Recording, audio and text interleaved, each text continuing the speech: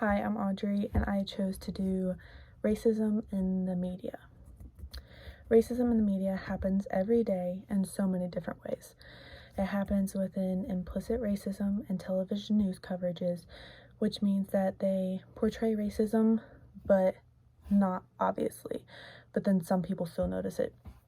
They can do this through verbal signs, which means voice coverages of videos that can sometimes portray or twist the story in ways that it did not happen to make people feel a certain way about that crime or that criminal or that person.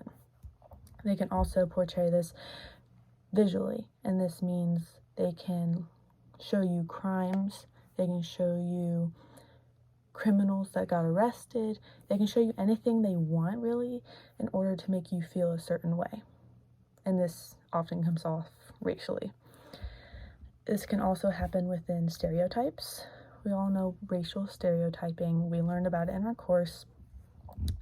And basically, racial profiling or stereotyping happens so often that we probably all do it on a daily, whether we're walking down the street, in a grocery store, at school, anywhere. And the media basically embedded that in our minds, and the media just showed us that it is okay to stereotype people, and it is not ending anytime soon.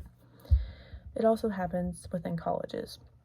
And what I mean by that is people of color often have a very hard time in college because of media and racism.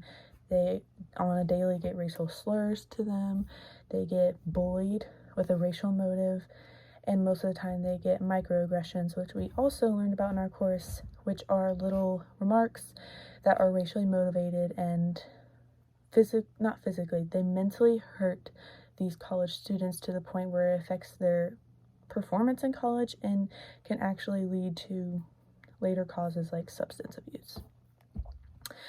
It also happens within hate speech. This happens a lot on the media, but mostly I want to talk about the memes. People can easily post memes on the media. They get shared constantly, and a lot of these memes can sadly be racially motivated. And the sad part is these social media apps cannot do anything about it or have not tried to do anything about it.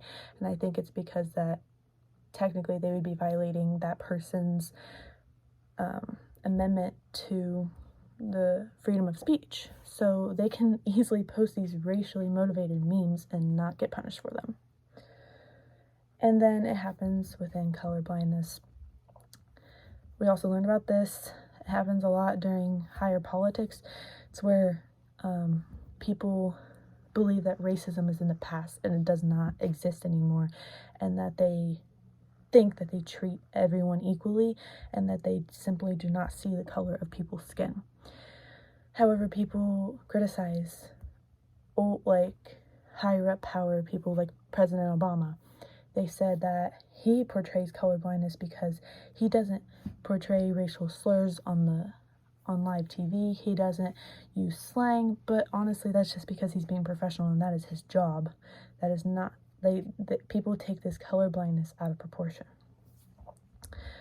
There are still many more ways in which racism is portrayed through the media on a daily. However, there needs to be more opportunities for people to speak up and allow their voice to be heard regarding this situation and trying to prevent it.